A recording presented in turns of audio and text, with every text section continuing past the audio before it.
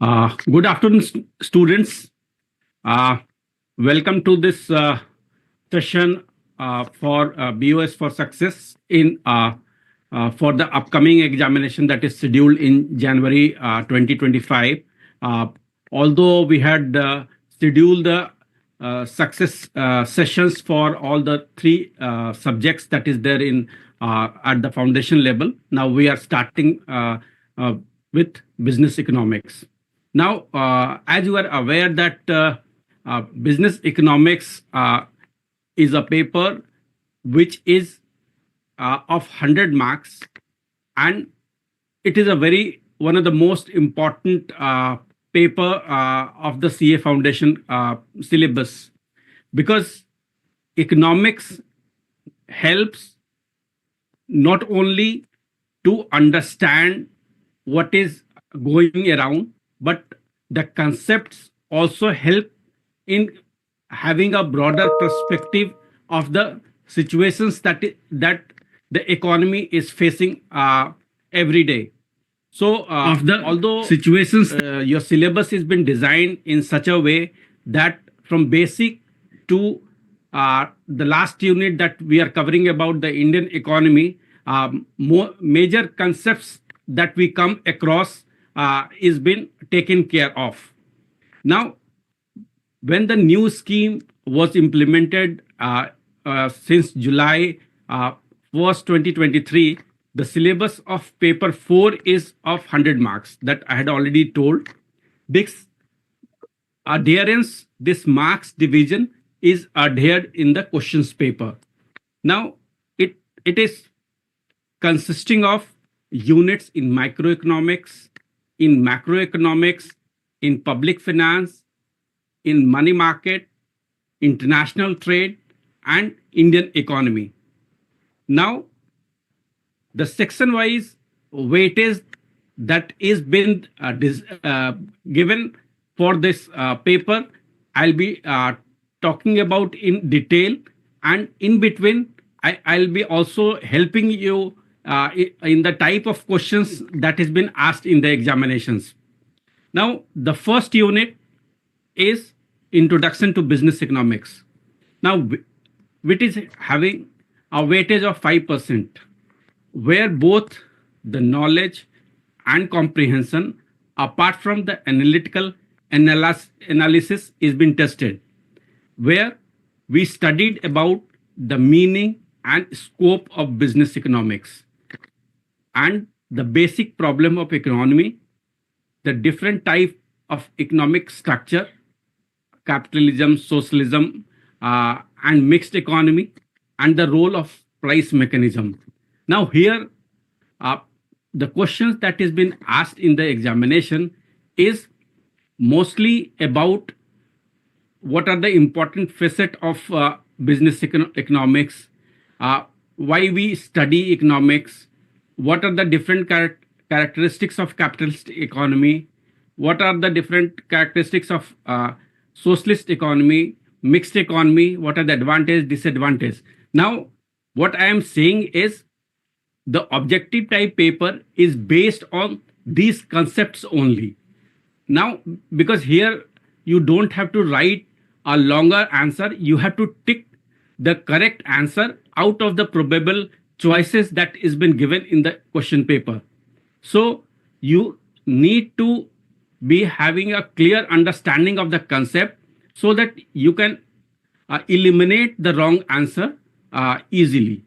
So, but this confidence will come only if you are thorough with the subject and you have already revised the concept and make a understanding of the concepts in your mind and with practice. Second unit is an important unit because that is one of the backbone of economy, that is theory of demand and supply, which is again carrying a weightage of 10%. Here again, the knowledge and comprehension and application analysis has been taken. We are talking about the meaning and determinants of demand, law of demand, elasticity of demand, what are the different types of elasticity, what is consumer theory of consumer behavior, indifference curve approach, uh, meaning and determinant of supply, law of supply, elasticity of supply, market equilibrium, and social efficiency. Now, this carries a weightage of 10%. Now, in this unit, uh, many questions is been asked in the examinations because that is the basic fundamental of economics.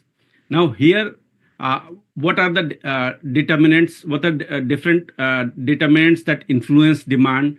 What are the different types of elasticity? Suppose a numerical question is been given where you have to calculate the price elasticity or cross elasticity or income elasticity. So you have to remember the formulas and what are the component that is been used in deriving the elasticity, the particular elasticity. So that from that perspective, this unit is very important. Now again, indifference curve, what are the characteristics of indifference curve? That is also been discussed here. Equally important is the law of supply, the different types of elasticity of supply that has been already given in your syllabus and the module. Although we had covered in detail all the content that I am talking about in your live virtual classes that has started from September 23rd and just concluded a week before, that is almost on 19th of December. So mostly all the syllabus content that is been coming in the upcoming examinations is already been covered in the detail. Although the student who have studied economics at the 11th and 12th level won't be facing any problem because they had already studied. But anybody who have not studied economics but they have gone through the classes, they had studied the content. So I don't think there will be any problem in that understanding that the concepts. Although there are various tools that has been available. There are various videos there. Our lectures are available. The Saransh module is there. We are again organizing mock test series so that to give the student the confidence to do well in the examinations. The third unit is again the theory of production and cost, which is again carrying a weightage of 10%. Where we are talking about meaning and factors of production, short run and long term phenomenon. What is the law of production, law of variable proportions, law of return, producer equilibrium, concept of cost, short run, long run cost, the different shapes of cost. Because again, this is also very important. It carries a weightage of 10% because here comes the background on which the next unit, that determination in different market structure, where supply, the shape of the cost curves are very important in determining the marginal cost and marginal revenue. This fourth unit is basically the price determination of different market structure, where which is having a weightage of 15%. The different types of market structure, the perfect competition, monopoly, monopolistic competition, oligopoly, how the price has been determined in this market, what are the distinction of these market, their important characteristics, how the equilibrium point is determined in the short run and in the long run.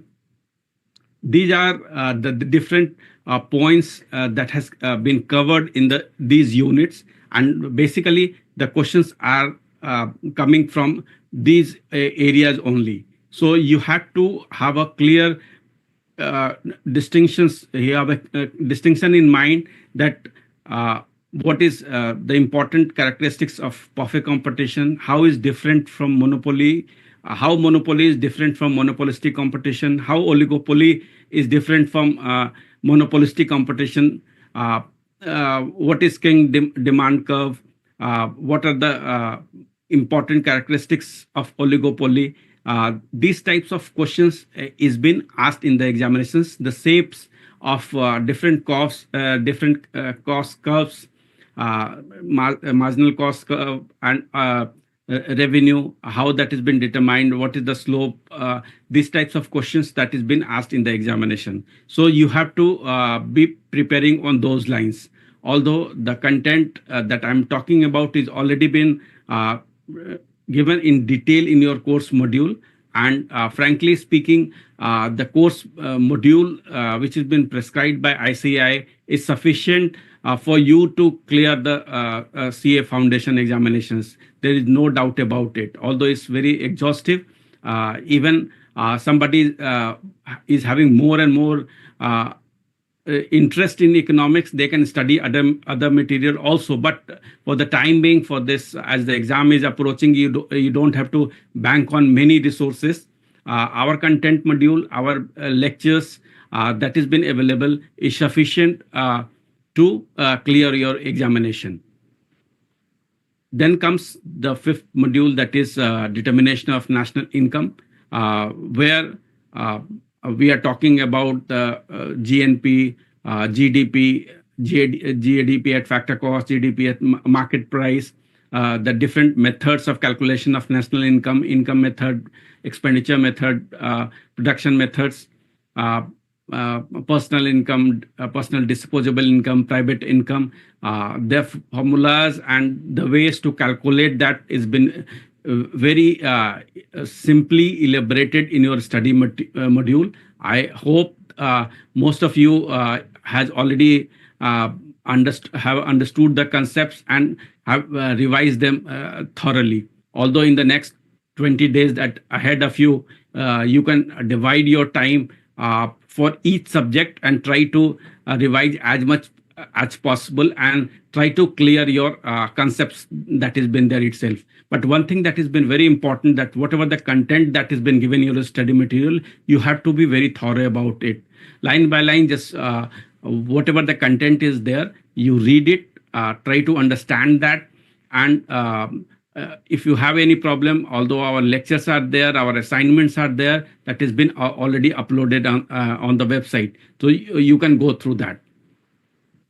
Then again, the determination of national income, two-sector model, three-sector model, and four-sector model as part of the fifth unit. Again, it's an important unit which is carrying a weightage of 15%.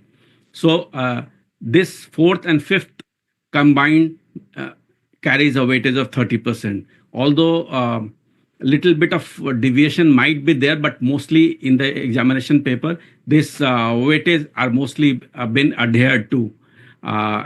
So accordingly, focus on these areas. Although you cannot leave any of the chapters that has been there itself, whether it's having a weightage of 5% or 15% or 10%, all chapters are important. And because understanding of these chapters will make you understand the basic concepts of economics.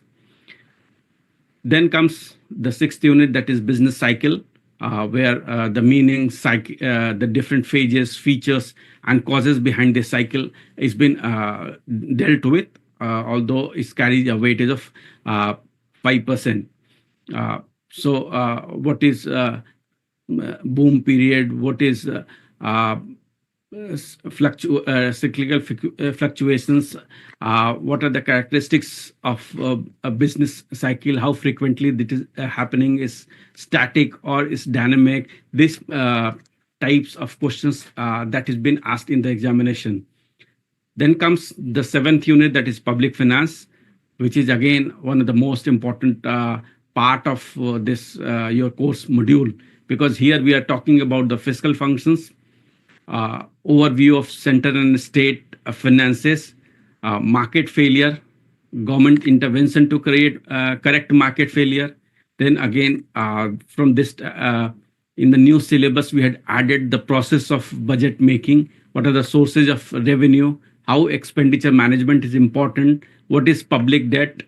How for an economy, management of public debt is important. And again, the last important unit is fiscal policy, because it's an important tools used by the government to maintain the economy. So it's also carrying a weightage of 10%. So uh, this unit is also important and is a very interesting one, because right now budget will be coming on the 1st of February, and many of the concepts like revenue deficit, fiscal deficit, primary deficit, how the process of budget making process has been there is already been elaborated in detail in your course module. So it's a sort of a interest that has been created so that you can understand this financial jargons correctly, and you have interpretations of these analysis on you can build an interpretation of these analysis on its own also. So what is the significance, the real significance of these concepts are like. Then comes the money market, which is again an important concept in economics, business, economics. The concept of the demand, concept of money demand, the important theories of money demand, concept of money supply, and monetary policy. Again, this fiscal policy and monetary policy are two important backbone of the important policies for maintenance the Indian economy. So again, what are the parameters? What are the rates? What are the different rates that has been designed in the policy to control the supply of money, all has been discussed in detail in this chapter.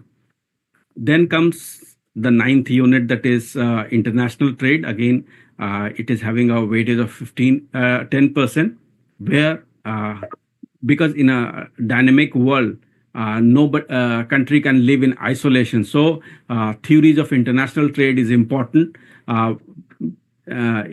What is international trade? What are the significance of international trade? What are the different trade policy? What are the instrument of trade policy? What is trade negotiation? WTO, the significance? What are the areas that is the bone of contention in WTO?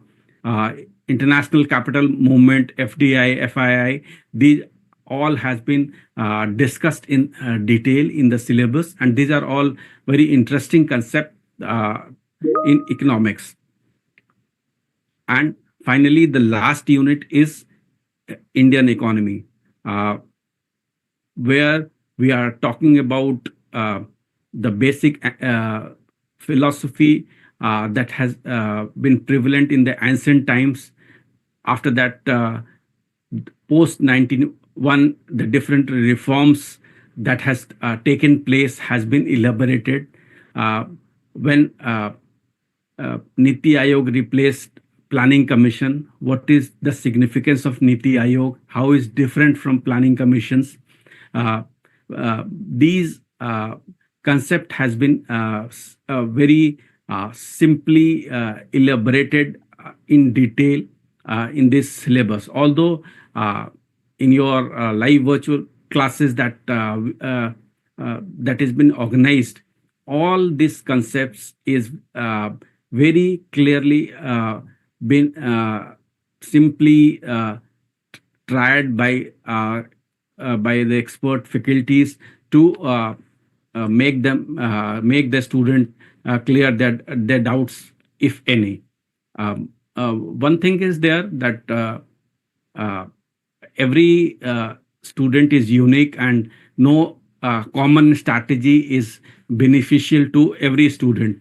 So accordingly, every person has to make his own strategy. What is his strength? What is his weaknesses? So you have to work on your weaknesses and convert into strength, so that at the examination hall you are confident enough to face any questions that has been given on a particular topic.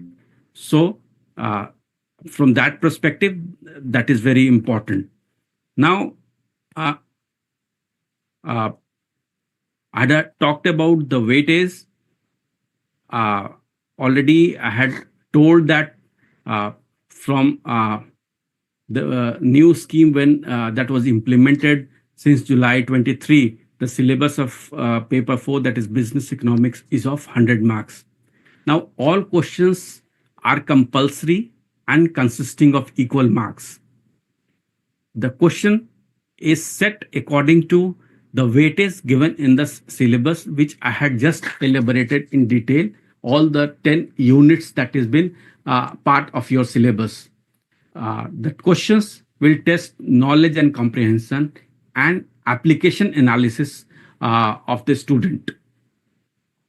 The August 24 edition is relevant for this January 25 examination. Uh, the weightage that has been allocated for each unit is generally mostly adhered in the examination paper. There is negative marking for paper 3 and 4. There will be a deduction of 1/4 mark for each wrong or incorrect answer responses.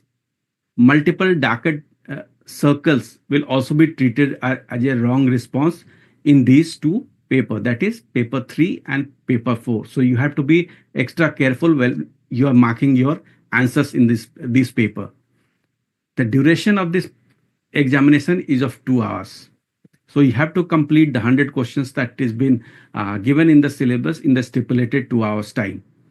The study material has been designed to explain the principles and the concept in lucid and easy language with the help of diagram, tables, and illustration. The students should study the BoS study material concept-wise and practice questions that is there in the study material. Now, one thing I want to tell you that at the end of each chapter, the summary of the chapter has been there. At the fag end, at the last moment, that revision also comes in handy. Apart from that, the glossary of terms that is also given at the end of your module, that the study material that has been prescribed by BoS for the foundation level student for having business economics paper. Then the students should practice the mock test paper from time to time. Although the first series of mock test paper of at the foundation level is completed, and the second series will be starting from tomorrow onwards. So that also will give you a confidence that how you are approaching the examinations. Although these are not the real question that will be appearing in the examination, but it is more on the same lines that is being prepared. But somehow, if you don't get good marks in the mock test, don't get disheartened. Although there are still 15-20 days left to cover the discrepancy, cover the weaknesses that you are having. You can basically this test paper give you a glimpse of your preparation and how to a strategy to be prepared to work upon the weaknesses that you are having, if any. Although at the last end, mostly students have prepared well for their examinations. So don't get confused. Don't be in a confused state at this moment. It's time to consolidate on the strength that you are having, whatever the concepts that you have studied. To revise it. Don't be complacent at all. Then the students will able to establish linkages between the concept and they're interrelated, because all the chapters that the 10 units that is been there in your business economics schedule is interlinked. So if you start reading from chapter 1 and if till the end, mostly the module is been built on that. The whole concept is been very much defined, and these are all related also. Then again, important thing is whatever the formulas that has been there, try to understand the reason behind the formula, and how the that particular formula has been arrived, and also remember that this is exactly the formula if you want to calculate. Like suppose you want to calculate cross velocity. Now what are the component that you have to take in calculating cross elasticity? Although many of the item that has been used in calculation of cross elasticity will be given, one will be missing. So accordingly, you have to calculate what is the missing component, so that you can correctly determine the cross elasticity. You have to practice numerical on a regular basis, because that again that will give you the confidence. Already I had told that our course module, the recorded lectures is all available for the convenience of the students. Now here, one thing at the preparation stage is important is the time management. Now time management of the student is very important, be in studies or in examination. The student should make sure to set aside time for revision and practice. Regular revision is crucial for retaining what one had learned. Managing stress is also vital. So considered relaxation technique like yoga to stay calm during the examination preparation phase and even after passing the exam. Visit the concept, remember, revise, recollect all through the preparation phase of your examination, or the whole course that you are pursuing. Now, again, this is important. One of the general formula of solving a MCQ is to increase the probability of right answer, or to increase the probability of right answer by removing the possible wrong answers. So try eliminating the wrong answer which are clearly wrong.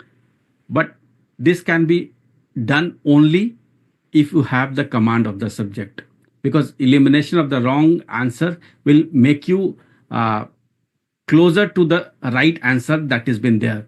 And one thing that I want to tell you, that while answering the question, read the questions which has been asked very clearly, because sometimes one or two words if you miss, now you again come to a wrong conclusion or a wrong answer. So here reading the questions is also very important. Word by word read the question, and then zeroed in what is been asked in the questions, or what is to be calculated in that questions. You have to be extra careful in that.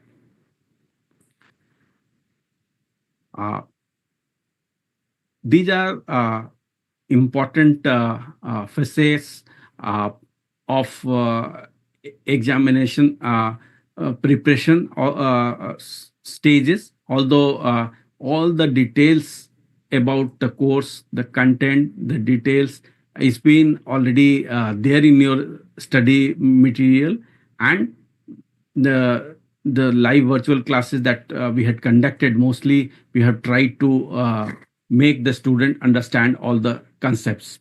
So we'll be starting with doubt session. The student can write the doubts in the chat box, so that I and CRC's KDI will be taking up these queries. something that has been related to the examination pattern, or something that is the query that is related to the concepts. So over to you, Assis, to take this session forward. Okay, just a minute, sir. Good afternoon, everyone, and thank you, sir. Sir, before I start over, one of the students, Zishan, has asked in the chat box, like, when will the September attempt suggested answer come? That will be already the answer is uploaded on the site. So probably this multiple questions that is already been uploaded on the site. You can see that. Okay, okay. Thank you, sir. Okay, so good afternoon, students. As Nikhil sir has already pointed out as to how you must go about the subject, I will be taking, obviously you can ask any doubt, but I'll be taking more of your technical topic related doubts. In order to ask your doubts, students, I will kindly request you to first write it down in the chat box so that I am able to kind of make a note of the same and answer it one by one. Okay. So please write your doubts in the chat box. And to reiterate and to summarize what Nikhil sir has said while students are writing the doubts, to just sum it up, what Nikhil sir highlighted is mainly three agendas that he pointed out. Number one, if you all listened carefully, he pointed out the need for reading the material revision portions that is in the end of the topic. Because, at the end of the day, when you are going for an examination and you are left with 1 or 2 days, you would not be in a position to read the entire material. That is completely illogical to ask of you.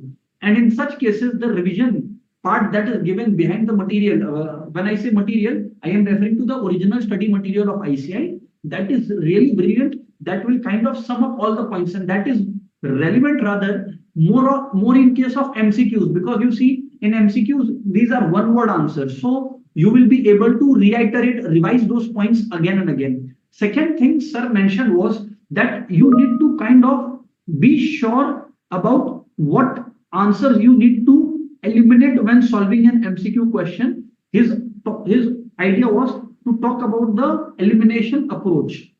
And third thing where he kind of spoke about was look at the idea of what questions you want to do first. That is management. Obviously, what Nikhil sir refers to as time management, I call it priority management. So this priority management, sir said time management is relevant in both the cases, both in the examination hall and both in the preparation stage. So how is it relevant? What I call priority management is relevant. The reason I say is because you will be appearing for 4 subjects, right? Now, when you will be appearing for these 4 subjects, you first of all need to understand that economics is something that if you have studied, if you have seen all the lectures as sir asked of you, you would be comfortable. You don't need to rely on 4 or 5 different materials to do well in economics. I don't think so. I never needed it. I was studying from the economics material when I was doing my chartered accountancy. So the book was very good 10 years, 12 years back. So now it is a much better version than what I had to study. So first things first. Second of all, when you are studying economics, just make sure, or rather when you are answering questions in the examination, just make sure that first you attempt, you have to make a black kind of circle in the particular answer sheet, right? So first of all, do all those questions in the examination which you are 100% sure about. Means there is not an iota of doubt in your mind कि ये सही है या गलत है. So if you are 100% sure, पहले आप वो कर लो. Now, once you have done that, everybody, once you have done that, now you come to the area which, requires some kind of thinking. Then you see whether you know anything about that or not. Generally, I advise students to attempt all the questions with a condition. The condition is that आपको उस topic के बारे में कुछ knowledge. You should have some knowledge about that topic. कुछ knowledge आपको उस topic के बारे में होना ही पड़ेगा. And it is impossible. It is impossible on planet Earth that if you have read the institute's material once and if you have seen our lectures, that is the virtual classes lecture, even once, it is impossible on Earth that you don't have idea of a particular topic. It cannot be possible. So therefore, now you look into that probability thing कि अगर कुछ भी नहीं आता, then I say कि चलो skip it. Though the chances of it should be very low, but then only you skip it. Otherwise, you attempt the question. The reason is that, as sir mentioned, there is a 1 by 4 marks deduction on every wrong answer. My idea is play on probability na. So if there are 4 questions you are confused regarding, you can attempt all of them. Even one question is correct na, so you get +1. चलो 3 गलत हो गए, मैं मान लिया 3 गलत हो गए, तो 3 गलत भी हो गए, तो 3 गलत भी हो गए. Even if 3 are wrong, you are still winning +0.25 na overall. So that kind of calculation needs to be remembered. Utna risk, utna light risk needs to be taken. Educated risk needs to be taken. So there it is. And if you've studied all this, so you will not even have to think about this. You will surely know the answer. Okay, so that was from my side. I have tried to summarize in 5 to 10 minutes what Nikhil sir mentioned, right? Now, looking at the chat box, let me go to the chat box, students, and see what you have asked. Okay, 1 minute. Good afternoon, sir. Can you show how actually the OMR sheet looks? See, I don't have the exact downloaded thing, but obviously I can tell you. See, suppose this is question number 1. OMR sheet would look something like this. Question 1 would be written, and there would be 4 circles drawn, right? And on the head, there will be A, B, C, and D, naturally in the order. So suppose your answer is B. So with I would advise black pen, black dot pen, you just fill that up. अच्छा, एक बार एक fill कर दिया.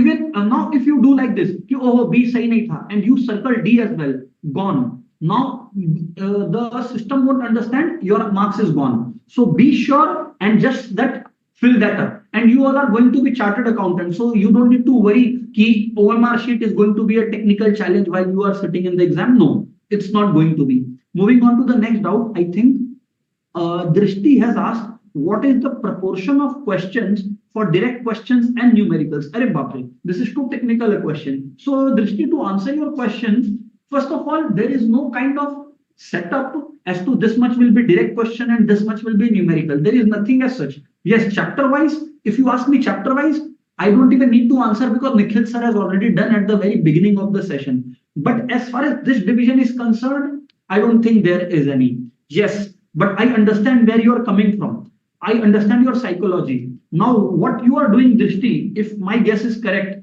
having taught the students economics since last 10 years, what I have understood is that you are planning to live numericals. This is what I think. And now you are trying to calculate that agar 10-20 marks ka numerical sir bol de, so I am going to live it. So Drishti, this is wrong planning. This is wrong planning then. If you haven't understand numericals, your approach should be कि हम numericals समझे. Your idea should be कि okay, I should start preparing for numericals. But the reason you are asking this is this, that आप plan कर रहे हो छोड़ने का numericals वाले portion को, maybe because you are not very confident with them. If you are not very confident with them, the right approach is to attack them. उनको ज्यादा पढ़ो rather than okay, let's skip it, because they are not actually tough. Had it been very tough, I would have told कि अभी छोड़ दो.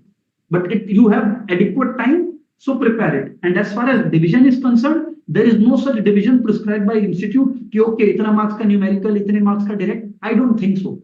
And particularly, sir will be able to highlight that even further. Particularly in economics, there is no very technical calculation type numerical questions that is been asked. Mostly the questions is based on the concept only that has been there. 3-4 units that carries major of the numericals that has been asked, like in demand supply, like in determination of national income, like in calculation in the money market. A few questions on this aggregates, monetary aggregates that has been there self. So it's not about because definitely 100 questions is been asked and you have been given 120 minutes time. So definitely the numericals will be not be that tougher that it takes your 20 minutes time or 10 minutes time of calculations, and it's not very calculative also. Only thing is based on the concepts and the reasoning that you have understood while going through the study material. Okay. So as sir has pointed out that question. Next question is from Karan. Karan is asking, sir, is it suitable to skip international trade because it contains 5 units, which makes it difficult to read or revise again and again? Okay, Karan, let's have a deal. Let me and you make a deal. Okay, let's make a deal. Karan, I ask you only one thing. You are saying, ki, sir, because international trade has 5 units and there are so many other chapters, I am planning to skip international trade. Okay, chalo, let's make a deal. You give me your 7 to 8 hours. Sir, 7 to 8 hours? Yes. International trade portion I had taken, and around 4 sessions I had taken. That's why I am referring 7 to 8 hours. You just give me this. You just watch the lectures uploaded in the BoS portal or the Institute's YouTube channel. I assure you, after that, you don't need to revise. Just watch these 4 sessions. I am personally assuring you that you will not face difficulty in international trade question. But you have to give me this particular promise, right? You can do it 2 hours karke in 4 days. You can watch in a single day. Come on, you are going to be a chartered accountant. You have to be ready to work hard. You just do that, and then you will never have to ask this question, ki sir, international trade karke jaye ya chhod ke jaye. No, our attitude, though if you were to ask me logically and all those things, that is a different thing. But my approach always has been, and this is what I teach your students is, take things on your ego. Sir, ego? Yes, take things on your ego. कि मुझे, I'll repeat it in English as well, कि मुझे कैसे कोई chapter छोड़ के जाना पड़ गया. I am going to be a chartered accountant. Again, I'll repeat it in English. Why the hell will I skip any topic? I am going to be a chartered accountant. My main strength is going to be knowledge. So if somebody tells me to skip a particular topic, I should be offended. I should take it on my ego and work harder on that topic. But yes, if you were to analyze logically and all those stuff, so ठीक है, you skip. But don't take this approach कि ये छोड़ के चले जाए, वो छोड़ के चले जाए. No, don't do that. Na, come on. If you visit a doctor, come on, you all are going to be professionals. If you visit a doctor, you ask for some kind of advice, and if the doctor tells you कि नहीं, वो chapter तो मैं छोड़ के गया था, तो I cannot give you medicine for this particular topic because for this particular disease because I skipped that class. Would you feel confident on that doctor, or would you respect that doctor? Now convert it into a concept of chartered accountant. You are doing chartered accountancy because you want to be respected. And if you want to be respected, you got to be respected because of your knowledge. So the thing is that don't skip. Don't put this attitude. Foundation में ही बता दे रहा हूँ. Don't keep this attitude. In fact, if somebody tells you कि भाई ये छोड़ दो, ठीक है, exam time पे you did not revise, something wrong happened, that is okay. But if somebody tells you कि ये तुमसे नहीं होगा, it's tough or it's too lengthy, you should be offended by that. कि मुझे कैसे बोल दिया? Just 1 second. Give them a few tips that what is important in international trade, so that that student will be feeling more definitely.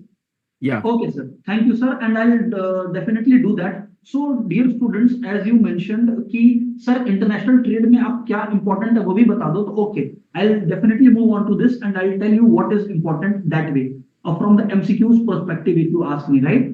Number one, मतलब it is without question that you should remember is all the theories of international trade. Meaning, sir, what do you mean by all the theories of international trade? For example, if you remember, we had studied the theory of absolute advantage. We had studied the theory of comparative advantage. We had studied the concept of Heckscher-Ohlin theory, right? Heckscher-Ohlin theory we had understood, right? Then we had covered the modern theory. We had covered the new trade theory. So what these theories are mentioning?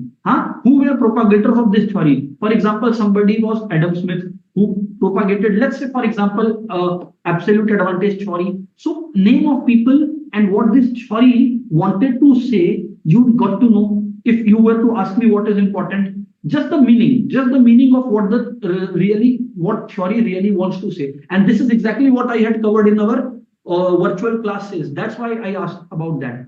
Second is the concept of tariff. For example, institute may ask you, and in fact, we have done 100 to 200 MCQs from international trade. Those who have not seen the virtual classes, see that. I'll tell you, institute may ask you, okay, the government has decided that government is going to impose a duty on cheese of 5% plus 100 rupees per kg.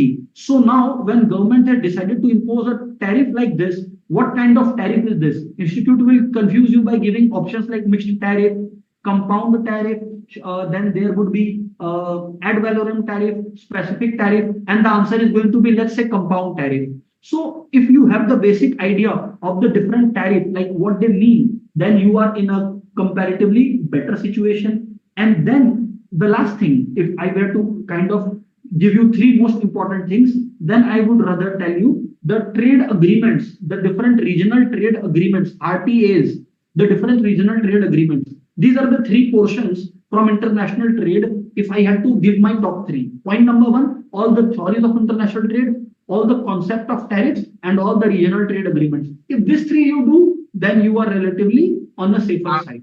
Ashish, just I want to add that distinction between FDI and FII is also important. Right. Many of the questions that has been coming, that is also an important part. Right.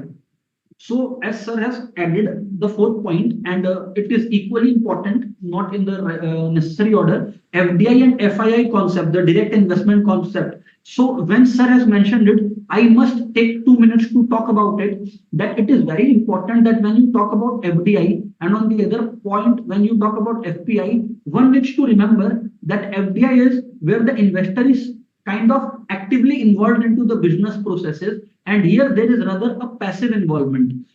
Another important thing, if you were to ask me MCQ के लिए बताइए, so in FDI there is ownership of 10% or more of the assets of the company by the foreign investor. In the case of FPI, foreign portfolio investment, it is less than 10%. So there it is, and we have covered it in great details if you see the respective class. Moving on to the next question, if you allow me, students, just a minute. Okay, sir, I'll work hard. Thank you, sir. Okay. Then there is Shomo Kanti Paul. Okay. Sir, can you tell us about curves and schedule types questions? Comes in business economics exam. Just give us idea how attend that types question. Acha, good question. Very good question. Kya baat hai? Really interesting. So see, what our friend is simply asking is, sir, we have studied graphs, or in our syllabus there are graphs. When I was in class 11, 12, I knew what the student is saying is, when I was in class 11, 12, I knew that suppose institute or our boards used to tell us write short notes on demand. So we used to draw a downward sloping demand curve or something like that. So we knew because it was more of a written examination. This is a MCQ exam. So how is graph relevant here? A very good question, and I will answer it. You have that chapter, okay? I had not taken this part, but I will refer you to go to that chapter. It was determination of price in the market. In the last page, Institute has drawn a diagram like this. That diagram, I am a big fan of that diagram, brilliantly made by the Institute. I am not drawing the exact diagram, but it goes something like this: demand curve, supply curve, and then Institute had drawn another demand curve, another supply curve. Maybe they have done 3 by 3. I am drawing 3 by 2. Let's say for example, okay. So this is a brilliant question that Institute has given in the material. So this was the original. It is in the last page of markets. Okay. So demand, price determination, supply. Okay. Supply 1, supply 2, demand 1, demand 2, demand 3. Now Institute gave the question like this. We are here. That is, the consumer starts from point A. Okay. So we are at point A, or the equilibrium is at point A. Now your question was, sir, how to ask MCQs? This question is a brilliant example that will answer your every question. So Institute will give you this graph in the examination. Now what they will ask is, or what they can ask is, that they are going to tell you, okay, now the price, suppose this is the demand curve or supply curve for cars. Okay, and this is the price of cars. All right. Now, suppose the Institute is telling you that, okay, listen carefully, the price of petrol increased.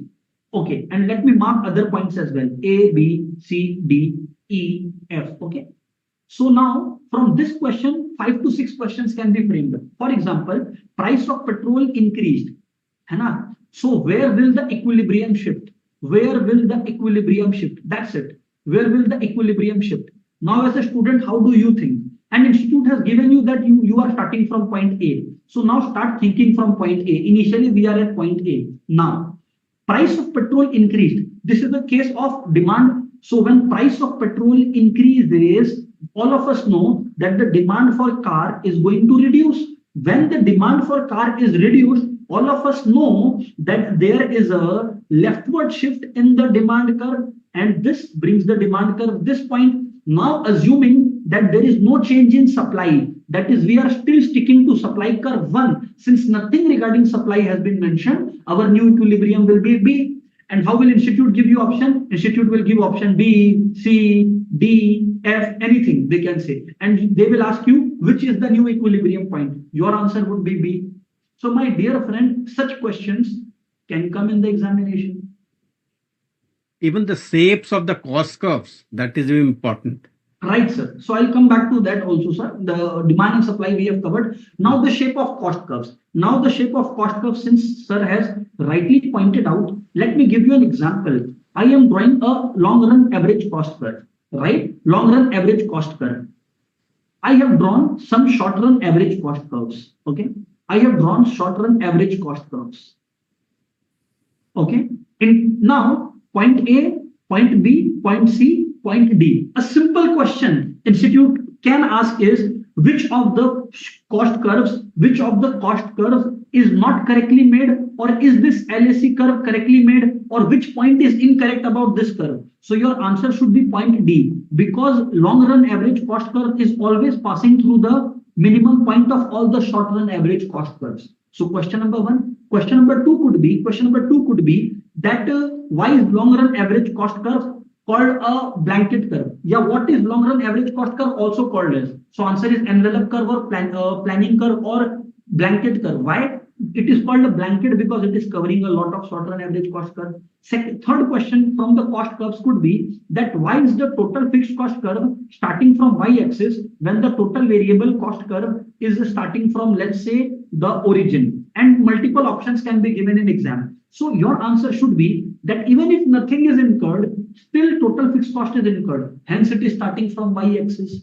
And why TVC is starting from origin? Because if nothing is being produced, no variable cost is being incurred. Third question could be, what is the shape of average fixed cost and why so? I mean, they will give you the option. So the answer is the shape of average fixed cost curve is rectangular hyperbola. Why is the shape of average fixed cost curve rectangular hyperbola? Because if you make rectangles under this curve, the area of every rectangle is going to be the same. Why? Sir, answer kar do ye wala baat. Because AFC is TFC by Q. Now, if you send Q that side, that gives you the area of rectangle. Length into breadth is the area. So TFC represents the area. Now, total fixed cost always remains the same. That means area always remains the same. When area always remains the same, it is apt to call it a rectangular hyperbola. Though I know I am going a little faster or very fast, my idea is to communicate the students' answer as to how different questions can be made and asked in examination, right? So I have given the kind of answer. So the dear student who asked, is it clear or should I keep going? Now, one question that has been coming from Pooja. Sir, how many percentage BC question may be asked in the examination? Pooja, this economics paper is completely based on economics paper questions only, not business and commercial knowledge. That is been done away with. In the earlier examination, economics and business and commercial knowledge are together. Now, from the new syllabus that has come across from 1st July 2023, there's no questions will be on business and commercial knowledge. 100 questions will be on the 10 units that I had just talked about. Right, sir. Any other questions, students? Thank you, sir. Okay. I have one more. Take a second. That how to tackle that type question that confused us. So if a question is confusing you, then the thing is that to avoid such confusion, first of all, this is what preparation stage is meant for, to avoid any kind of confusion. But in the exam, but if I were to kind of look at a microscopic viewpoint, you are telling me, sir, मैं अब exam में पहुंच गया. Now I am in the examination hall and a question is confusing me. What do I do? My answer to you is कि first of all, see how many questions are left. Because if you spend too much time on a single question, chances are you won't be able to answer other questions. So if you think that, okay, this is how I used to answer when I was giving examination, that if a MCQ question used to confuse me, na, I used to skip it for the time being. I used to solve. This is what I started the class with. If you are sure of some questions, पहले आप उसको खत्म कर लो. Now you are left with the questions that confuse you. Which may be 10 or 15 questions that would confuse you. Now take them one by one and don't stick to one question for a long time. At the end, eliminate what you are sure will not be the answer and take a wild guess. But if you have no idea about the question, then I will advise you skip that. But that shouldn't be the case though. And taking too much time in solving the questions, that is again not advisable, because Right. ultimately all the questions that has been coming across in the examination is equally of 1 marks only. So even though that is a, suppose from your perspective is a tough question or is a confusing one, and you have wasted 5 minutes or 10 minutes time in solving that question, even you get the correct answer, you will be left out with few of the simple questions that you have not attempted. So again, that is not also a good strategy. So if you are confused with any of the questions that has been there itself, for the time being, leave that question, march ahead, complete the questions that has been there, because generally at the first go, mostly 50-60 questions simply, if you have prepared thoroughly uh, on the subjects and the module that has been given. So at the first go itself, you can simply solve 50-60 questions. That is not a problem at all. Now, after that, see, 2-3 types of questions that is been coming examination. Sometimes these questions are on plain simple concepts. Some are on the application of the concepts, and some are on the analysis or your analytical ability to think about the or reasoning that has been there itself. Now, suppose just what Ashish had just mentioned about the absolute theory. Now, who invented the absolute theory? Who is the pioneer of absolute theory? Definitely, if you know Adam Smith, hardly half a second or 1 second time is there just picking up the right answer. Now, sometimes it happens that a question that has been related of on calculation of, suppose like tariff or calculation of GDP or GNP, one of the two component that has been appearing in the paper, that is, although that is there to confuse you, but that is not actually part of the solution. So only thing is, whatever the component that has to be added up to calculate a particular figure, you need to be remembering that, because again, sometimes in a numerical questions, 1 or 2 questions point is there that is not appropriate at that particular point of time.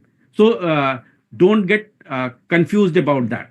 So leave that particular part. Sir, one more question has come. It is more of a question regarding upload. Sir, May and September 2024 they are asking the examination paper, I mean the past year paper, I think they are referring, is not uploaded in the institute site. See, September onwards, whatever the examination that has like November, but September onwards, the question has been given to students. Before that, no questions will be given to the student, because the student have to appear in the examination hall. They had to mark the question in the answer in the OMR sheet, and they have to submit the paper there itself. Okay. Understood, sir. So I think, Kumar, you have got your answer, that you have to submit the OMR sheet and the question sheet. This is a new change since 24. So you will not be getting that, right? No. Right now, students are getting from this earlier attempt. Okay. Now students are getting the question also. Okay. Before that, they were not getting the question, this question paper. They had to submit the question paper. Okay, sir. Okay. Any other questions, students?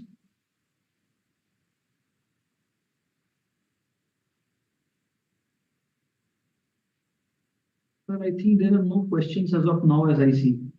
Uh, we can talk about on national income and then market, because these Okay. are the two Okay. important part. So whoever is sort of a revision of the concepts that has been there itself. Okay, sir. Understood, sir. Got it. Because, again, the numerical questions what students are asking, a few numerical questions are generally on the topic six, that is national income and this macroeconomic aggregates. Right, sir. So we can make them at least revise that concepts. Okay, sir. Okay, sir. So I'll go ahead with it, sir. So as sir has told us that we can discuss about national income, which is also my favorite topic.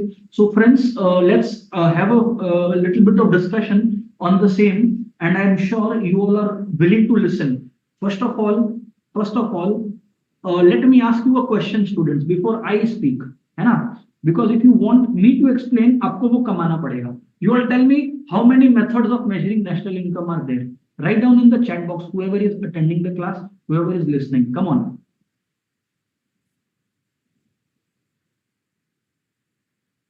Right.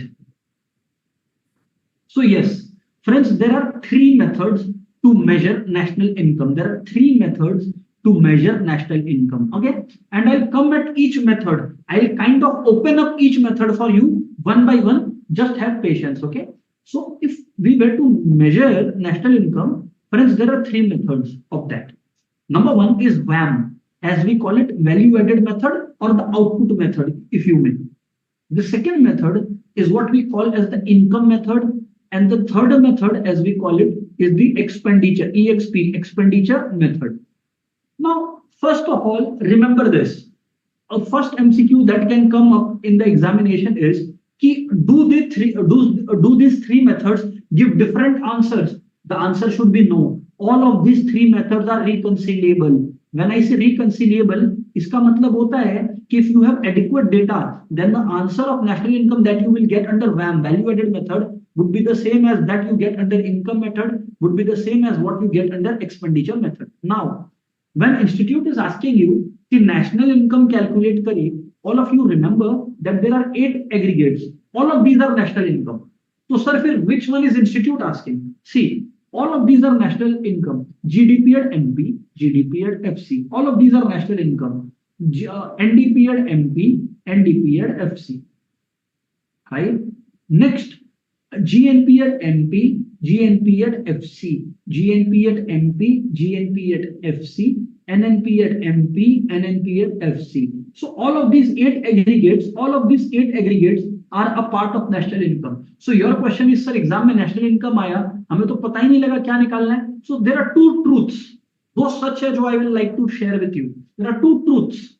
Truth number one is yes, all of these are national income. But given a question in examination, you have got to compute only NNP at FC. अगर exam में आया तो obviously आप ये थोड़ी बोलोगे कि आठों का आठों निकाल देंगे. No. Then you have to compute only NNP at FC. So a second question crops up. Had I been setting the paper, मैं ये क्वेश्चन आपको देता, आपको कंफ्यूज करने को मैं ये क्वेश्चन देता, मैं I would not have asked in examination NNP at FC. I would not have asked. मैं पूछता ही नहीं, मैं पूछता डोमेस्टिक इनकम निकाल. I would have asked you to compute domestic income, because see, I know as an examiner that I have to kind of set a paper, a competitive paper, and I know that every question is of 1 mark. So I will set a trick. I will ask you to compute domestic income. अब मुझे आप लोग बताओ, you all will answer me कि out of these 8 aggregates, which one of them is national income? Is it NNP at FC, NNP at MP, GNP at FC, GNP at MP? You all will tell me. Yeah, take a guess. No worries. देखते हैं chat में what people are saying. अच्छा. All right. I am looking. क्या बात है? Very good. And yes, the answers that I am seeing, I am not surprised. I am happy about that students are saying NDP at FC. It's correct ना? अरे national product है, तो अगर ये national product है तो ये domestic product होगा ना, तो just replace it ना, NDP at FC. बस logical है. So very good students, very good. So NDP at FC and NNP at FC. Now, coming back to the three methods as we were to discuss. See, What each method says, I will give you a crux of things so that you are able to appear for the MCQ questions in examination, right? VAM, value added method as you call it. Friends, when you compute VAM or value added method, friends, when you compute VAM or value added method, the number one thing that got to be kept in your mind is that the economy is divided into three sectors: primary, secondary, and tertiary sector. Each sector is indulged in producing goods and services. So primary sector is the agricultural sector, secondary sector is the industrial sector, tertiary sector is of course your service sector. Now, under this concept of VAM or the value added method as I would call it, what you do is, friends, first of all, in the value added method, what you do is, first of all, you calculate value added of each sector. I repeat, what you do is you calculate value added of each sector. Of each sector, value added you compute. So how do we compute value added? Friends, it is value of output minus intermediate consumption, minus intermediate consumption, minus intermediate consumption. That is the raw material, everything that you have consumed in the process. Now, sir, ये तो बहुत simple है. If the question paper was to be very, very simple, the examiner wanted to shower marks on you, they would give you this. To calculate value added, they will give you value of output, intermediate consumption. But had I been setting the paper, I would have given the question like this, which you are already doing in accounts. Accounts को याद करो ना, आप लोग accounts already पढ़ रहे हो. Accounts में आप लोग क्या करते हो, याद है क्या? Trading account बनाते हो. देखो अभी मैं economics और accounts को relate कर देता हूँ. इधर देखो, I'll relate economics and accounts for you.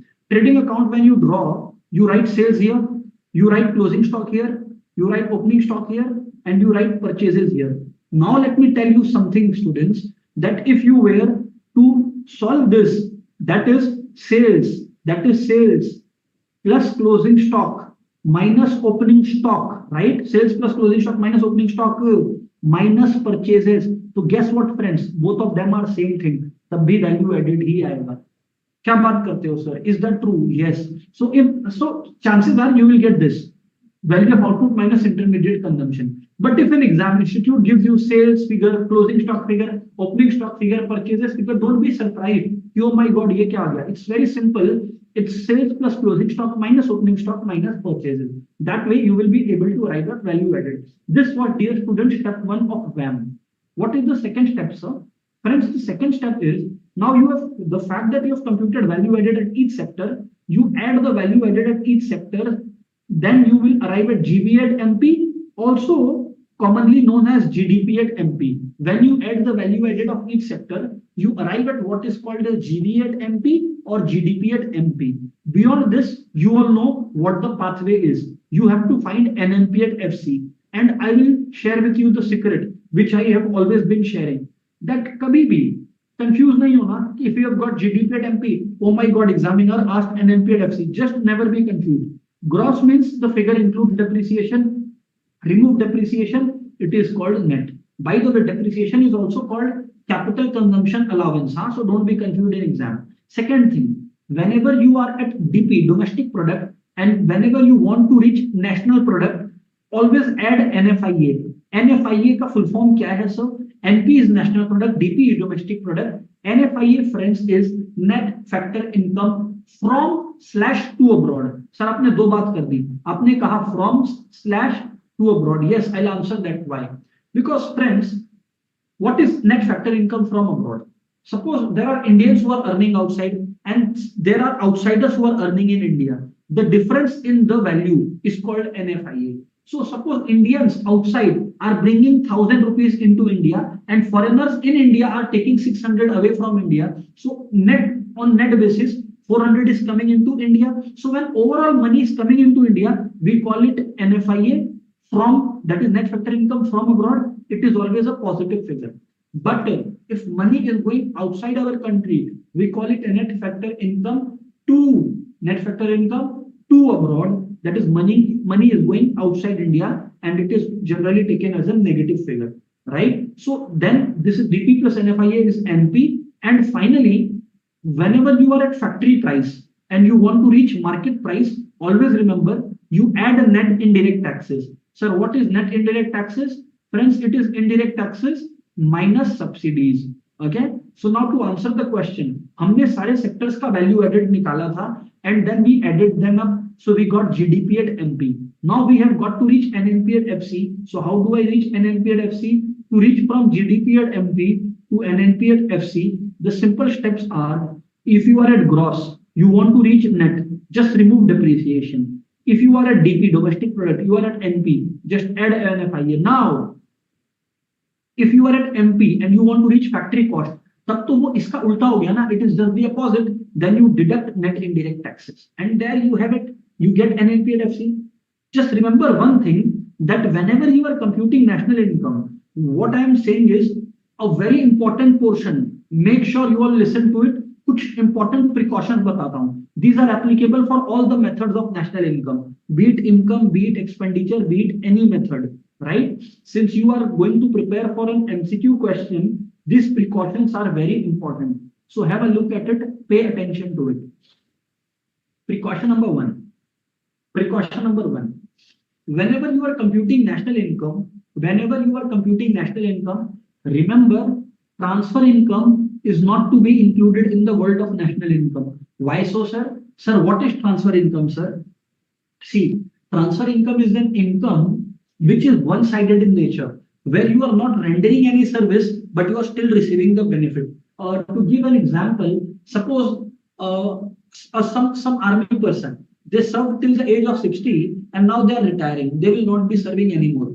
So the government, in order to take care of them, is giving them pension. Now, when they are receiving pension, are they rendering any service then? The answer is no, but still they are receiving money. Your parents give you pocket money. Have you done anything now? Have you provided any goods or service to them? No.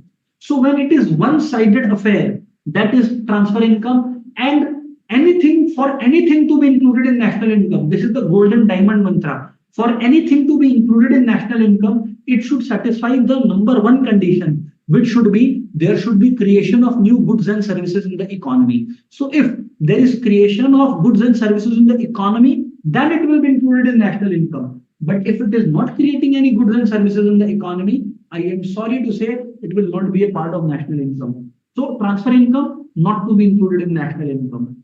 Another important question. Self-consumption goods produced by farmers. Goods for self-consumption goods produced by farmers. Okay. So farmer has basically in their particular farmland produced by farmer. So farmer in their particular farmland have grown some potatoes, have grown some rice. But the thing is that they are not taking it to the market. They are consuming it. Their family is consuming it. So the big question that arises is कि क्या sir इसको हमें national income में include करना चाहिए कि नहीं include करना चाहिए? What say, dear students? Include करें कि नहीं करें? What say? What do you think?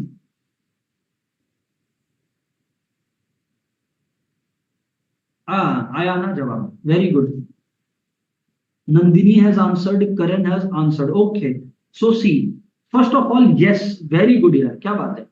Self-consumption goods produced by farmers, yes, that will be included, because despite the fact that such goods never reach the market, they are still marketable. So yes, they will be consumed. But now let me see if you are able to answer this. Okay. So just like self-consumption goods, there are services for self-consumption. I'll give you an example. Services of self-consumption. For example, let me give you an example. Services of housewives. Okay, so housewives are taking care of their children, right?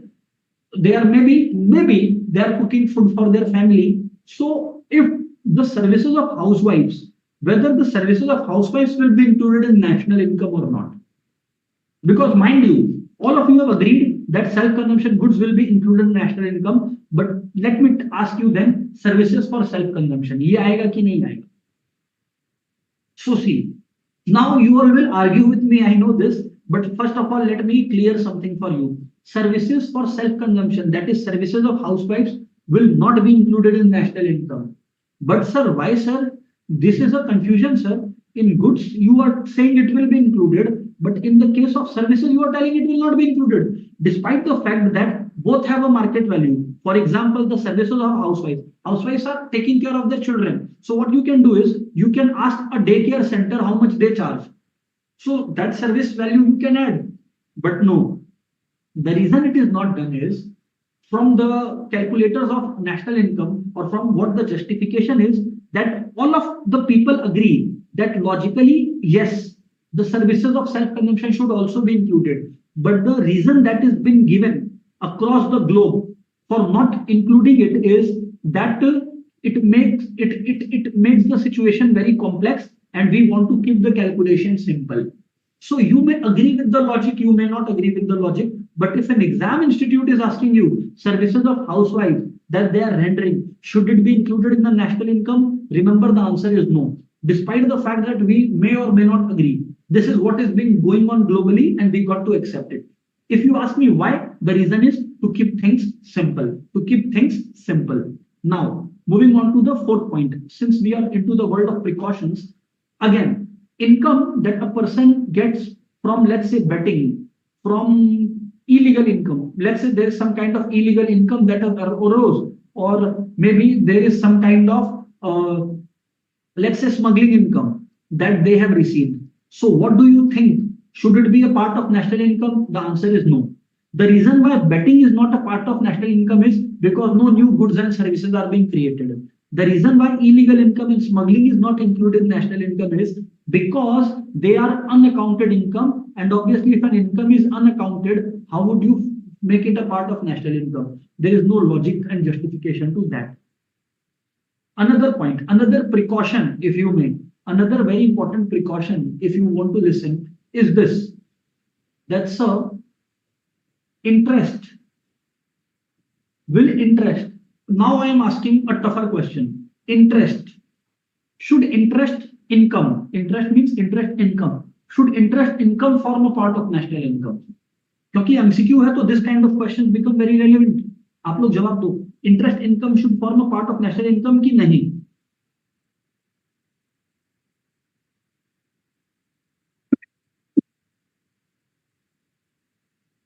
So see, I will answer your question. The thing is that you have to ask a question. You have to see the details of the question. ये detail में पता लगेगा. The devil lies in the detail. What do you mean, sir?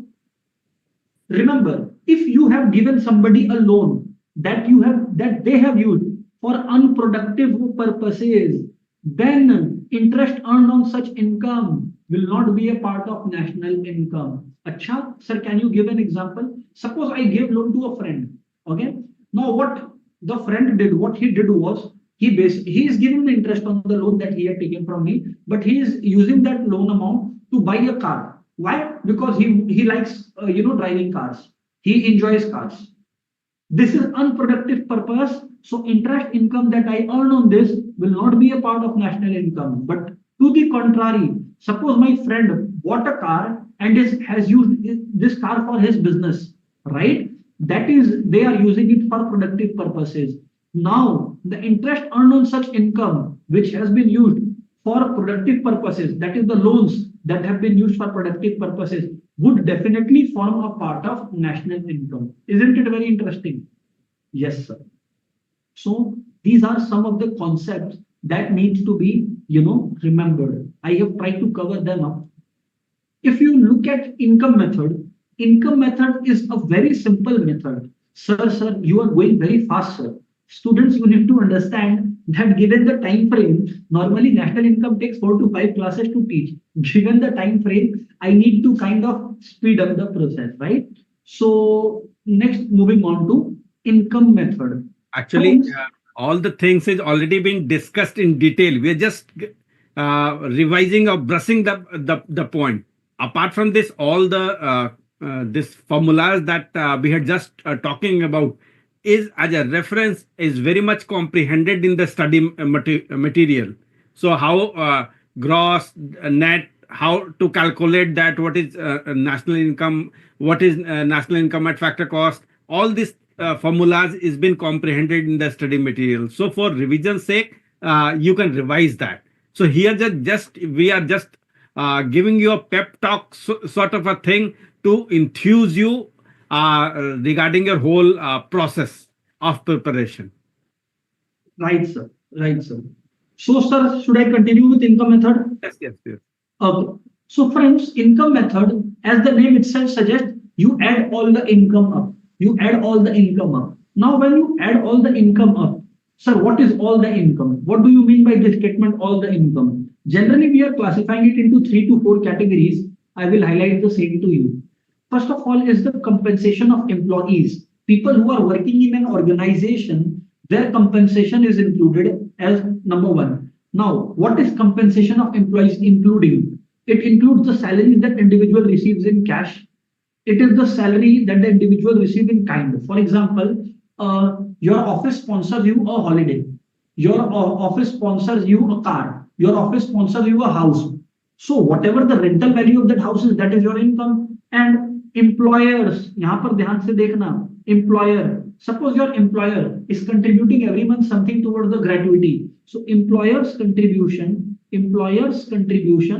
towards gratuity, employer's contribution towards provident fund, employer's contribution towards gratuity. All these are forming a part of national income. I mean compensation of employees. Second is operating surplus. Another interesting thing. Institute can only ask you to compute operating surplus in exam.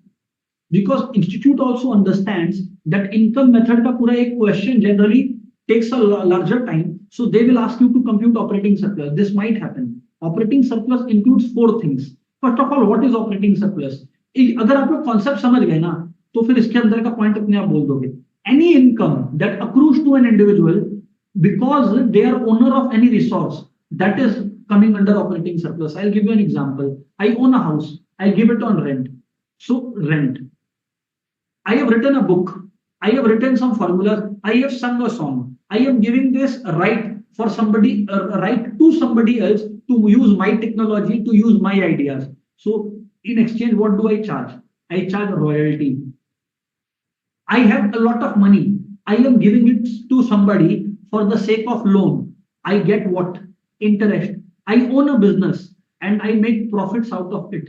So आप लोग इन चारों को जोड़ दो, you get operating surplus. And what do you see common in whatever I have explained is when you talk about rent, royalty, interest, profit, rent, royalty, interest, profit, rent, royalty, interest, profit, what you see is all of them are income from ownership of some asset. Acha, is that so, sir? Yes. And finally, MICE, mixed income of self-employed, mixed income of self-employed, mixed income of self-employed. Sir, what is this MICE? Mixed income of self-employed. See, suppose there is a chartered accountant. Friends, now this chartered accountant has a huge house. So one of the room they are using for providing consultancy, CA related consultancy. Other room they have given on rent. Now, friends, this kind of person is having multiple income. They are having income out of their own services. They are having income out of the resources they own. So when both labor and capital income mixes, then it becomes very difficult to compute. So we put them under the separate head called MICE. Friends, when you add all the 3 up, what you land up to is NDP at FC. And to NDP at FC, when you add NFIA, you reach NNP at FC. That is what you needed to compute to begin with. That is national income. ठीक है ना? Sir, understood. अभी आते हैं expenditure method पे. Income method has been completed. Now, I have a question from you all. Let's see who has the right logic behind that.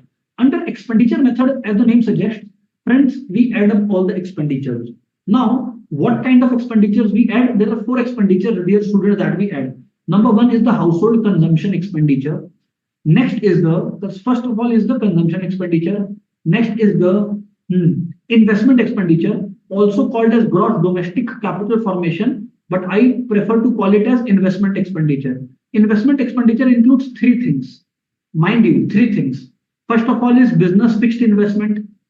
First of all is business is buying some plant and machinery.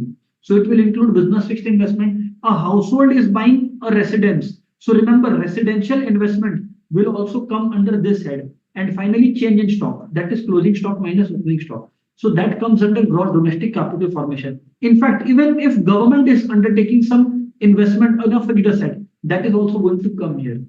Third point is government consumption expenditure. So capital consumption expenditure we represented with C, gross domestic capital formation we represented with I, government expenditure we represent it with G, and finally net exports. What is net exports, sir? What is net exports, sir? Export minus import.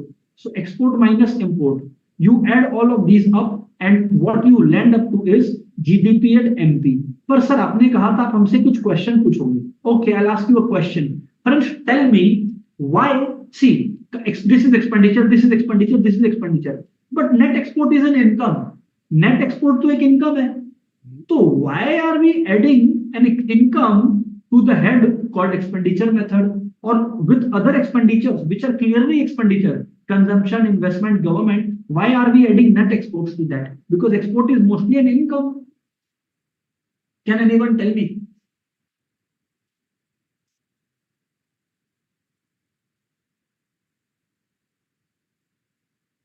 देखो पहले मैं chart देखता हूं उसके बाद बताता हूं.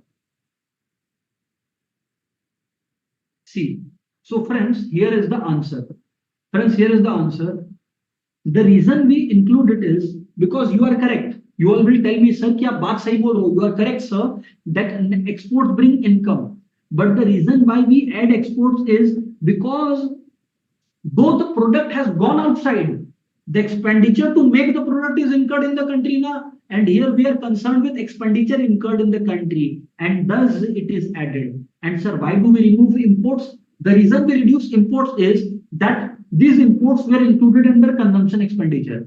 But in reality, this household has purchased it from outside. So ideally, this should not be a part of our country's expenditure. Thus, import expenditure is reduced because they might have been included under C or G. And thus, you add all of them, C plus I plus G plus X minus M. What do you reach? Sir, हम लोग GDP at MP. We reach, sir, GDP at MP. And then you know the journey from this. Gross minus debt is net. Domestic product plus NFIA is national product. And market prices minus net indirect taxes gives you an NP at FC. And friends, here it covers the discussion of all the concepts, all the three concepts of national income and how to measure it. Any other questions, students? Now, I just discussed about the market structure and what are the different distinction between them. So I'll be just briefing them about the different structure and what are the different characteristics of the different market structure. Like already I had told you that in unit number 4, sorry, there are 4 type of market structure that we had discussed about. That is, first is perfect competition, second is monopoly, third is monopolistic competition, and fourth is oligopoly. Now, what are the important characteristics of perfect competition? In perfect competition, there will be large number of firms. There will be large number of firms. Unlike monopoly, there will be one firm. So in perfect competition, there will be large number of firms. Now, what is the nature of the product? The nature of the product in perfect competition will be homogeneous. So no differentiation of product will be there in case of perfect competition. Now, what about the price elasticity of demand of a firm? That is infinite in case of perfect competition. Because if you have a control over the price, then definitely the elasticity will change. And what is the degree of control over the price? That is none. So in case of perfect competition, the number of firms will be large. The nature of the product will be homogeneous. The price elasticity of demand will be infinite, and the degree of control over the price is none. Means whatever the price is settled, everybody will be taking the same price. While in case of monopoly, the number of firms will be one. The nature of the product is unique product without close substitute. Means you don't have many other choices. That is why the monopoly is been created in that situation. Now, price elasticity of demand is very small, and the degree of the control over the price is very considerable because the monopolist will be able to control the prices because he had the choice, because he's the only firm in the market who is having a unique product, and if you want to purchase that, you have to pay the price what the monopolist is asking for. While in case of in case of imperfect competition, there are two important component, that is monopolistic competition and oligopoly. In case of monopolistic competition, there will be large number of firms, unlike perfect competition, uh, uh, where like perfect competition, where also there are large number of firms. Now, in case of monopolistic competition, there will be differentiated product, while in case of perfect competition, there is homogeneous product. In case of monopolistic competition, there will be differentiated product, while in case of perfect competition, it is homogeneous product. Now, price elasticity of demand of a firm will be large, while in case of perfect competition, it is infinite. Degree of control over price will be some, while in case of perfect competition is none, while in case of monopoly, it is very considerable. Because if you want to have the unique product, as in case of monopoly, you have to pay the price for that. While in case of oligopoly, there are few firms. Action of one firm is closely been observed by the other firm in the market. The product, they'll be homogeneous or differentiated product. The price elasticity will be small, and the degree of control will be some. So in aggregate, the different different types of market structure is elaborated here. So in the examinations also, particularly questions is been asked seeking the characteristics, the distinctions between one form of market with another, the unique feature of that particular market, and the control of the prices that we are having. So this is again an important unit of your chapter, the market structure. Again, it carries a weight of 15%, and many of the questions in the examination is from this unit also. Yes, Assis, any other questions that has come up? Sir, only one student was asking, Anish, that sir, for macro, I have practiced last 5 MTP and study material question. So is it enough? So I think our answer should be yes. If you have gone through the study material and have practiced questions, that is enough. You just continuously read, continuously revise. That is all is needed. And apart from that, whatever the formulas that is been there, kindly revise that formula, because ultimately, initially what I had told that few of the figures that will be given in the question is not been used at all. So you have to be clear about what exactly constitute a particular component. So that comes only through revision only. Again, the 2-sector, 3-sector, 4-sector model that is there in case of macroeconomics, that is also important. There is a simple formula that is there, and you had to just aggregate one sector to another one component, and it again it will becoming a 2-sector, 3-sector, and the 4-sector model. So questions again been asked there. Some few questions on Keynesian economics is there. What is the distinction between the classical and the Keynesian theory? Although in detailed elaboration is not been required, or that has not been given in your chapter also, but generally in case of the unit on public finance, because mostly questions on fiscal deficit, some new policy that has the government has announced, with reference to that, some interpretational questions can be asked, although at the foundation level, most of the questions that is been asked in the examination of basic nature only. So you don't have to worry much about the rates, so like CRR, SLR, that used to be changing after the monetary policy review. So accordingly, if you come across any newspaper and you have the exact the current date that rate that you are having, that is good for you. Although if you visit the RBI website, the exact rate is already there in the RBI website. uh, Student used to get confused regarding M1, M2, M3, and M4.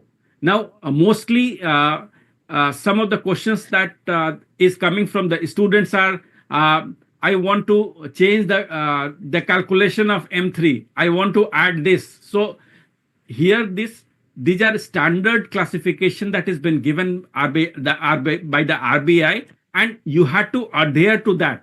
We are not making that calculation happen. That is the standard classification that has been given by the RBI, and accordingly, whatever the value or whatever the figures that has been there itself, you have to calculate the aggregate that has been asked in the examination. So few questions generally appears in the in the examination on calculation of M1, M2, and M3. So practice that also, that is important. So definitely from the numerical perspective, what the initial student was asking, we had identified few chapters where most of the numericals are generally coming. The national income, monetary money market, then international trade. A few concepts are there where based on that some questions is been given. Then price elasticity, demand and supply. The generally calculation of elasticity used to come in the examination. So accordingly, you need to practice those units well. So Assis, if you want to add. So one of the students is asking, he is facing trouble in different kinds of markets graph. So should I in brief elaborate the graphs or not? Yes. Just okay, sir. So let's go ahead then. So students, one of you pointed out that, sir, we face a trouble in kind of elaborating the graph. So it's very simple. You see, if you are in the world of perfect competition, as sir has already highlighted the feature, I would not reiterate the same. But the perfect competition, prices are constant because prices are decided by the market forces of demand and supply, right? So suppose this is the demand curve in the market, okay? Suppose this is the demand curve in the market, this is the supply curve in the market. This is the graph I am drawing from the perspective of market, where this is price and this is demand and supply position, obviously. And this is from the market standpoint. Now, as per the equilibrium concept, this is the price that is going to prevail in the market. Now, every firm in the market is a price taker. They don't decide their own prices. They don't get to decide their own prices for that matter, right? So this is the price and this is the quantity that its individual firm is going to be, charging, or rather is expected to charge. So this completes your concept of perfect competition. As far as monopoly or monopolistic competition is concerned, there is the same concept in both the cases, though there is one difference, and I will repeat that, so no need to worry. But the diagram of monopoly and monopolistic competition is the same. That is the downward sloping demand curve. That is the downward sloping demand curve. But why so, sir? I will answer that. Because see, at the end of the day, even if the monopolist wants to sell more, he or she will have to reduce the price. They will have to reduce the price. Same goes for monopolistic competition. But now a new addition, that the demand curve of monopolistic competition is relatively more elastic and the demand curve of this monopoly is less elastic. Sir, why so, sir? That is something I will need to answer. See, in monopoly, customer has no option. Only there is a single seller selling the product. So even if the seller has increased the price by a large quantity or less quantity, they have no choice. They don't have any substitute available. So elasticity tends to be low. What is elasticity? When the demand is able to respond to change in price. But here, demand is not able to respond to change in price. Why? Because where will you go? In case of monopolistic competition, there are multiple sellers. So you kind to have, when I say you, I mean the customer kinds to have option. Even if the one firm increases the price, we have the second or third option available at our disposal. And hence this particular the market experiences a more elastic demand curve. And if I were to talk about oligopoly, the demand curve of oligopoly is indeterminate. That is, cannot be determined. This is what is being told. But as per Paul Sweezy came with the concept and he referred to this concept as the concept of kinked demand curve. So in oligopoly, the demand curve looks somewhat like this. Now, one may ask me, sir, ऐसा क्यों होता है, sir? तो चलो, I will try to explain that. But this is the demand curve. You know, there is a kink. There is a change in shape here. This is what is called a kink demand curve. Paul Sweezy. But now you will ask me, ऐसा demand curve क्यों? क्योंकि उसके पहले का, because before this all are very simple to understand. But why this shape, sir? Chalo, I'll explain it. In oligopoly, there are few sellers. Okay. Now, suppose this is the prevailing price P1 and this is the prevailing quantity Q1. What happens is one of the firm plans that, okay, let's do something, let's increase the price of the product. Hana, this way I will be able to enjoy more profits. This is what the firm is planning to do. Now, when they increase the price of their products by a very small amount, see, very small amount, from P1 to P2, price has increased by a very little amount. Do you think other small firms are going to replicate this action? They will not. As a result, what will happen to this particular firm? Their demand will fall drastically because only they increase the price. Other firms did not follow them in this action, and so their quantity demanded will reduce drastically, giving this kind of shape. But wait, now suppose this firm plans, who is at point P1, this firm plans, ki, okay, let's do something, let's reduce the price of the product, and this way I will be able to get more customers. So when they reduce the price from P1 to, let's say, P3, now do you think that other firms will not copy? You are wrong. Other firms will copy this because now they understand that if they don't reduce the price, then only this firm is going to dominate the market. So they also reduce the price. As a result, what happens? Maybe for this firm's product, demand increases, but it increases by a very small percentage, by a very small proportion. You know why? Because others also have copied this action, and therefore the curve, demand curve from this point on becomes like this. Now you have got the answer why there is a kink in between, why there is a change in shape in between. This covers all the four graphs. Friends, I hope it would be clear. And whatever the distinction that I had just mentioned about, if you see the distinction and the graph, now we hope that it will be much easier to understand, because definitely whatever the shape and the control, the elasticity of the demand curve, and what the distinction that I had just told you, if you read it carefully, then definitely all the characteristics is very much explained in the diagram also. So that again important aspect. Now in the money market, questions on cash reserve ratio, SLR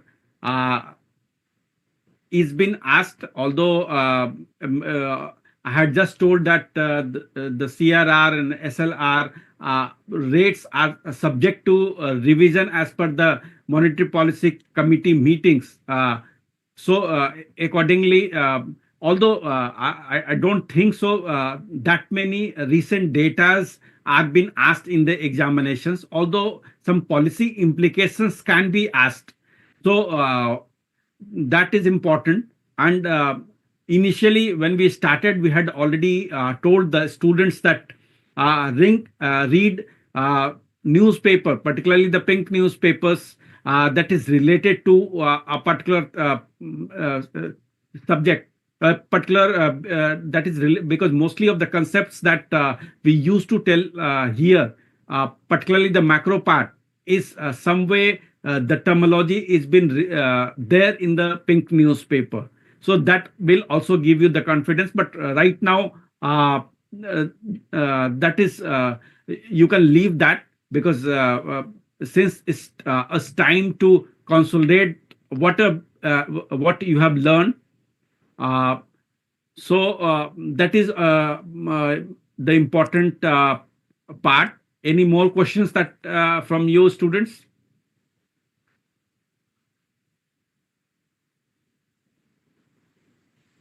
So yes, if you want to revise the material in a short time or a day before exam, as we spoke in the beginning of the class only, the summary written behind every chapter in the institute's material, that is the best go-to thing. Or second best would be if you have, while studying your lectures or while going through your lectures, if you had kind of written your own notes, that is also brilliant. These two are the best things that can be done. Because generally while reading, mostly it advisable for everyone to make their own notes, a little bit of important concept, highlighting the important concept, because at the last moment you cannot revise the whole syllabus at one go, but the important concepts that has been there itself, or what we advise you, that the summary that has been there at the end of the each chapter, that is also very comprehensive to understand that, because mostly the concept that you have studied, you have already studied in detail, so just a ticking point will help you to understand the concepts. That is important. So in brief, we had covered all that is important from the exam perspective. We had already told you regarding the type of questions, the pattern that has been there in the examinations, what consumed the whole syllabus of your business economics paper. That is important. Already some students have asked about the questions that I want to leave this particular unit. So we had already suggested you that don't leave any unit, because if you study, you can very easily understand that concepts. So leaving units won't be helpful.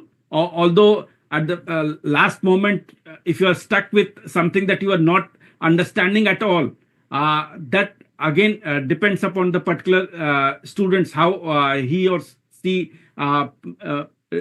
define or make his strategy, because nothing is applicable for everybody. Only thing is practice, work hard, revision. These are that is applicable to everybody, and mostly if you practice more and more, and if you have the habit of listening and analyzing the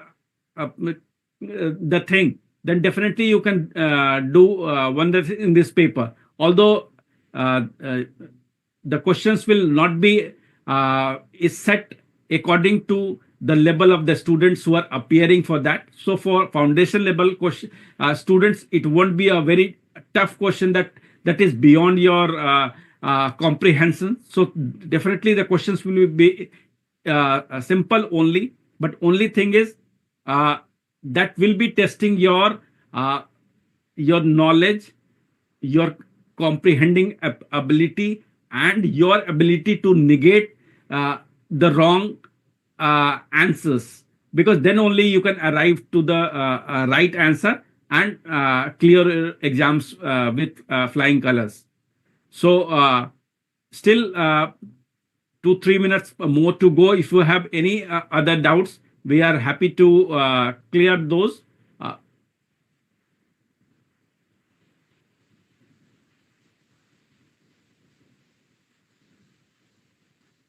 Sir, should I start attempting question from last?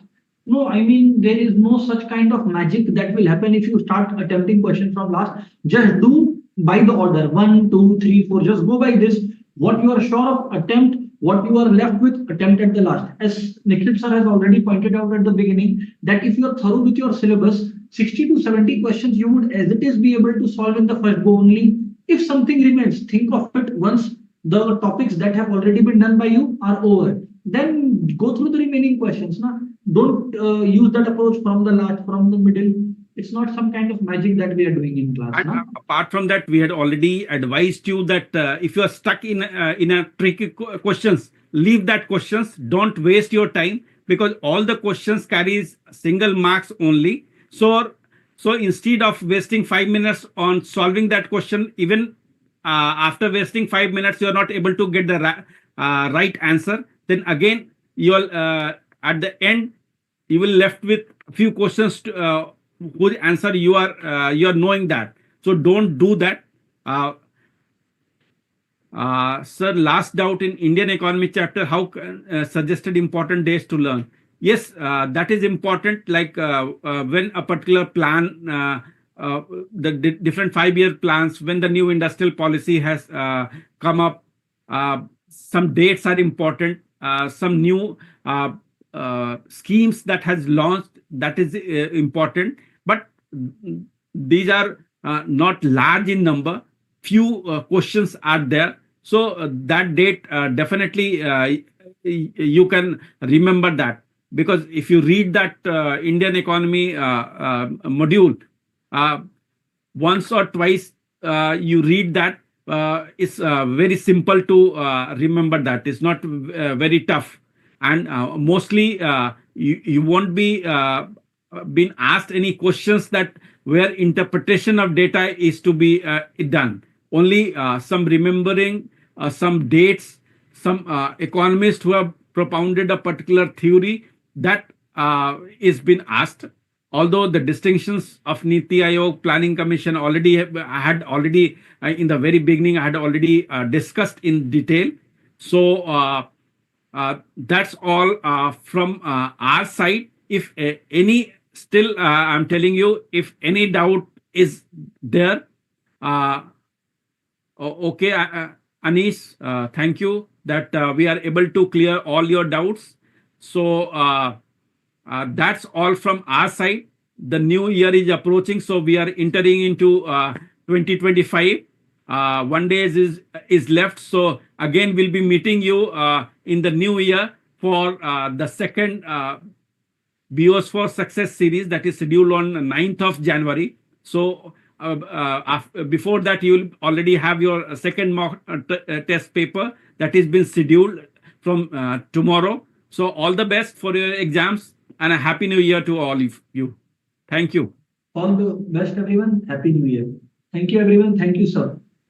Thank you. Thank you, Ashish.